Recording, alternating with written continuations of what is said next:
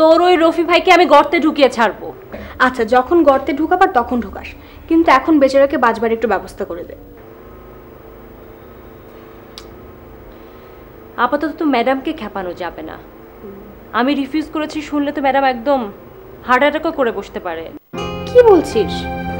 আপাতত ঠেকিয়ে দিবে পরীক্ষার কথা বলে, কিন্তু পরে? আপাতত ঠেকা, পরে তো কত কিছুই হয়ে যেতে পারে। হ্যাঁ, এটাই ঠিক হবে। আপাতত বেচার রফি ভাইকে কয়েকটা দিন শান্তিতে ঘুমাতে দে।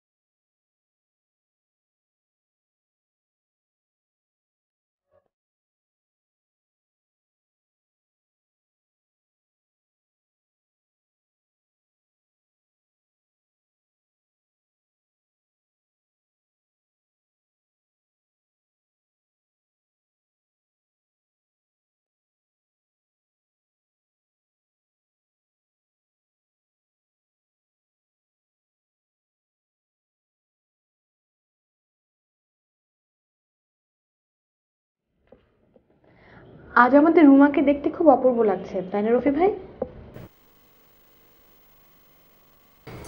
লাল রঙে মেয়েদেরকে সবসময় সুন্দর লাগে। আচ্ছা, আপনি মেয়েদের জিন্স ফতুয়া পরা পছন্দ করেন না? না, ভালো লাগে। কেন ভালো লাগে না? আচ্ছা, আমি শাড়ি পরলে কি আমাকে দেখতে ভালো লাগবে? মোটেও না। তো মেয়েদের জিন্স টি শার্ট পরতে হবে কেন? মেয়েদের জিন্স টি শার্ট পরলে দেখতে ভালো লাগে না। তাহলে পরে কেন? বিদ্রোহ করার জন্য। তারা বোঝাতে চায় যে ওরা ছেলেদের চেয়ে কোনো অংশে কম না। ঠিকই তো, পুরুষদেরকে সাইজ করার জন্য মেয়েদের প্যান্ট শার্ট পরা দরকার আছে। আরে, ছেলেদেরকে সাইজ করতে গেলে জিন্স টি শার্ট পরতে হবে কেন? শাড়ি সালোয়ার কামিজ পরেই তো করা যায়। শাড়ি ব্লাউজ পরে কি আর কুংফু কারাত করা যায়? কুংফু? মেয়েদের ওসবের কি প্রয়োজন? পুরুষরা মেয়েদের জ্বালায় বলে? সব পুরুষ তো মেয়েদের জ্বালা না, কয়েকজন জ্বালায়। সব পুরুষ তো না, কিন্তু ওই কয়েকজনের জন্যই মেয়েদের ওই যুদ্ধ বেশ। তারপর যুদ্ধ? আচ্ছা রোমা, জন্মগতভাবে যে লাবণ্যটাকে তোমরা পেয়েছো সেটাকে বিসর্জন দিয়ে যুদ্ধ করতে চাও কেন? একটা জিনিস কেন তোমরা মনে রাখো না? তোমরা হচ্ছে মায়ের জাত। যখন তুমি মা, সন্তানের কাছে কত প্রিয় তুমি, কত নির্ভর করে তোমার উপর। যখন তুমি একজন বোন, ভাইয়ের কত স্নেহের পাত্র তুমি। যখন স্ত্রী, তোমরা তো পুরুষ মানুষকে সবকিছুই দিতে পারো। আপনি তো ভালোই কথা জানেন। কথা তো জানি না, কিন্তু বলি না। একটা ব্যাপার কি, গরিবরা যতই জরুরি কথা বলুক তাদের কথা কেউ কখনো শোনে না। আর নির্বোধ বড় লোকগুলো যখন কথা বলে ওগুলো মনে সাহা করে গেলে। তাহলে তো এখন থেকে আপনার সব কথা অমৃত বলে মেনে নেব, কারণ আপনার এখন টাকা হয়েছে। টাকা হয়েছে বলে অন্তত তুমি মেনো না রুমা। যদি আমার কথা ভালো লাগে তখন মেনে নিও, আর আমার কথা মানতে তো তুমি বাধ্য না। বাধ্য না হলেও কিছু কিছু সময় আসে যখন কথাগুলো মেনে নিতে হয়, তাই না রুমা? আচ্ছা, আলাপটা বোধহয় খুব গম্ভীর হয়ে যাচ্ছে, আমাদের মনে হয় খাওয়া উচিত। হ্যাঁ, তাই তাই।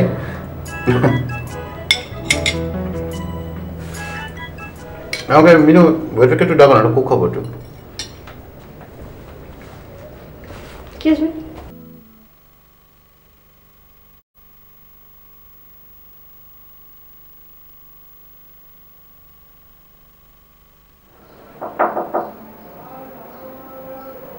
এসো রুমা।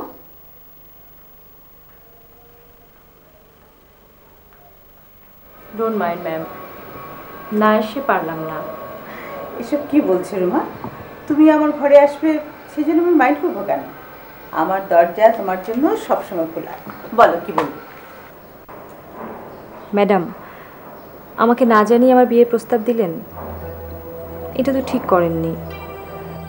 দেখো রুমা, মেয়ের বিয়ের বয়স হলে বাবা মাই মেয়ের বিয়ের ব্যবস্থা করেন, এটাই সমাজের নিয়ম। কেন, তুমি কি এই নিয়ম মানতে চাও না? নিয়ম মানব না কেন, কিন্তু নিয়ম মানার তো একটা সময় আছে। কেন? আমি তো সঠিক সময়ে তোমার বিয়ের প্রস্তাব করেছি। তাছাড়া তোমার যদি কোনো অ্যাফেয়ার থাকতো তাহলে হয়তো বিয়ের ব্যাপারটা তোমার উপরই ছেড়ে দিতাম। আমার অ্যাফেয়ার নেই দেখে আমার হাত পা ধরে জবাই করে দেবেন? ছি রুমা, এসব তুমি কি বলছো? আমি তোমাকে জবাই করতে কেন যাব? রফি ছেলেটা কি খারাপ? হ্যাঁ, বলতে পারো একটু কম এডুকেটেড, কিন্তু টাকা পয়সা, নাম ডাক সবই তো ওর আছে। তাছাড়া তুমিও তো ওকে পছন্দ করো, তাই না? পছন্দ না করলে তুমি তো ওর সঙ্গে ব্যবসা করতে যেতে না। সব ঠিক আছে, কিন্তু সব ঠিক থাকলে আবার এর মধ্যে কিন্তু আসছে কেন? আমি আমি রফি ভাইকে আসলে কখনো ওভাবে ভাবিনি। ভাবুনি? এখন থেকে ভাববে। রফি ভাই আমার বন্ধুর বড় ভাই, আমি সবসময় ওভাবেই মিশেছি। কেন, বন্ধুর বড় ভাই কি তোমার হাজবেন্ড হতে পারে না? পারে, কিন্তু রফি ভাই আমার সাথে অ্যাডজাস্ট করতে পারবে না। সে না পারো, কিন্তু তুমি অ্যাডজাস্ট করবে। আমি বড় হয়েছি একভাবে, আর রফি ভাইয়ের জীবনযাপন সম্পূর্ণ আলাদা। তুমি অভ্যাস পাল্টাবে, আর রফিও চেঞ্জ হবে। আমি পাল্টাবো, কিন্তু রফি ভাই পাল্টাতে পারবে না। পারবে, পারবে। তুমি রফিকে পাল্টাতে পারবে। তুমি যদি না পারো তবে এতদিন তুমি কি শিখলে বলো? আমি যা শিখেছি এতদিন তা তো মানুষ পাল্টানোর বিদ্যে নয়। আমি পাশ করে এমবাসিতে চাকরি নিয়ে দেশের বাইরে চলে যাব। এসব তুমি কি বলছো রুমা? তুমি তুমি আমাদের একমাত্র মেয়ে, আর সেই তুমি আমাদের ছেড়ে চলে যাবে? ক্যারিয়ারের খাতিরে কিছু স্যাক্রিফাইস তো করতেই হয়। বাবা মার চেয়ে তোমার ক্যারিয়ার বড় হলো? কখনো না। ড্যাড আর আপনি আমার জীবনের সবচেয়ে বড় একটা অংশ, তারপর আমার ক্যারিয়ার, সেটা আমি কখনো অস্বীকার করব না। এই তো এতক্ষণে তুমি আমার মেয়ের মতো কথা বললে। দেখো রুমা, আমি তোমার ভালো চাই। আমি চাই তুমি সুখী হও, ভালো থাকো। আর দেখো, রফি তোমাকে কোনোদিন নেগলেক্ট করবে না। আমি জানি ম্যাডাম, কিন্তু সামনে আবার পরীক্ষা, এই সময় ঝামেলা না গেলেই কি নয়? দূর বোকামি, আর পরীক্ষা কোনো একটা ফ্যাক্টর হলো? আর বিয়েটা তো হচ্ছে পরীক্ষার পরেই।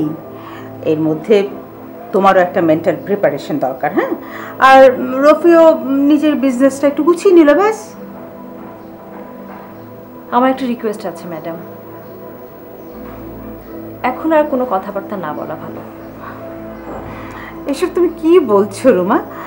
সামনে এত বড় একটা ফাইনাল শো, আর আমরা কোনো কথাবার্তা বলবো না? ওকে ওকে মাই চাইল্ড, তুমি যা বলবে তাই হবে। কিন্তু শোনো, এই কদিন একদম রোদে রোদে ঘুরবে না, ঘরে থাকবে, বিশ্রাম নেবে আর স্কিনের যত্ন নিবে। ওকে ওকে ম্যাডাম, থ্যাংক ইউ। ঠিক আছে।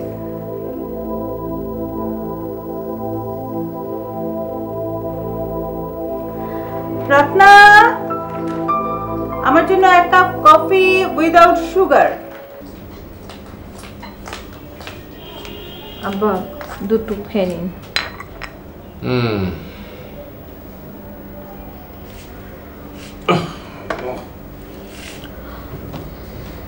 আচ্ছা বৌমা, তোমার কোনোদিন কোনো কাজে কোনো ভুল হয় না? না, মানুষ মাত্রই ভুল করে, কেউ বেশি করে কেউ কম করে, আর বাসার কাজ তো রুটিন ধরা কাজ, ভুল হওয়ার সম্ভাবনা কম। আচ্ছা রাখো, আমি খেয়ে নেবো। আব্বা কিছু কবা?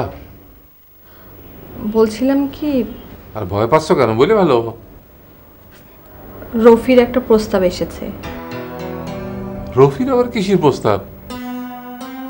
বিয়ের প্রস্তাব। রফির বিয়ের প্রস্তাব?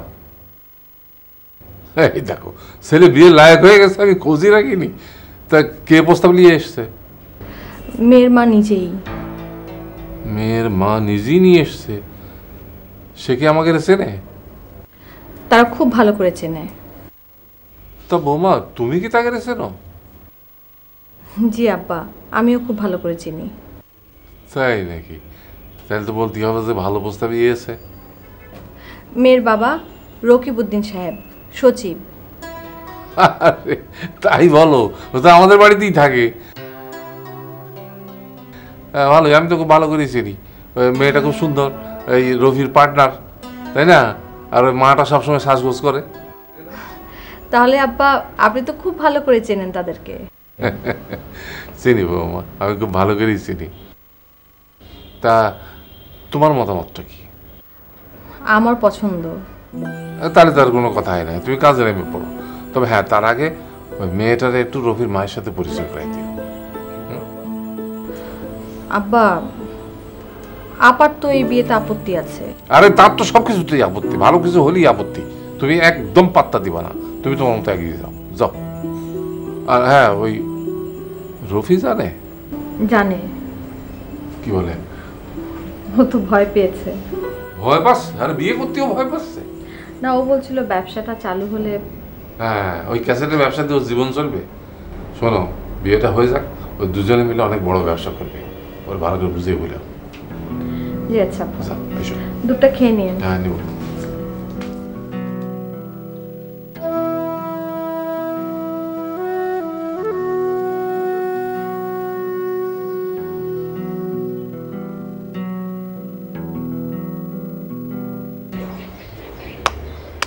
ইয়েস, প্রথম লড়াইয়ে সফল, শত্রুপক্ষ পিছু হচ্ছে। কিন্তু সেটা মাত্র মাস দুয়েকের জন্য।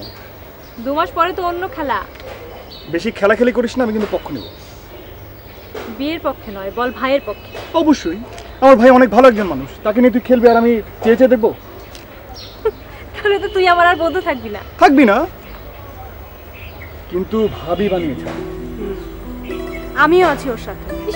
তোরা যে কি করিস না, তোরা। আমরা কি হ্যাঁ, আমরা কি তোরা দুটো ইবলিশ, তাই না? আর ইবলিশ। তুমি তো খুব ভালো। ইবলিশ, ইবলিশ, চল তাহলে চল, চল, চল। ইবলিশ।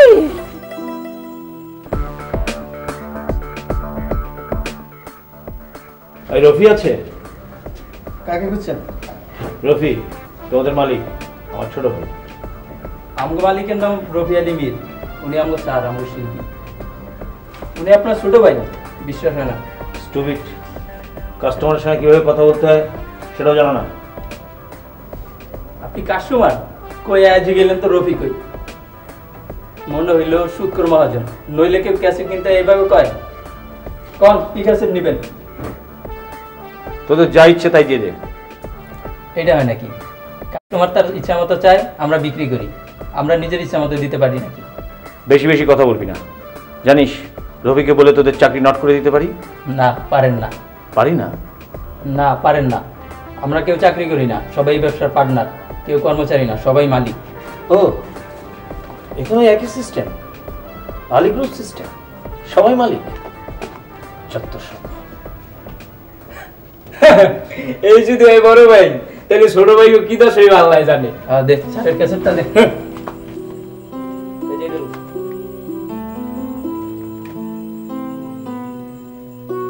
না, চাটা নাও।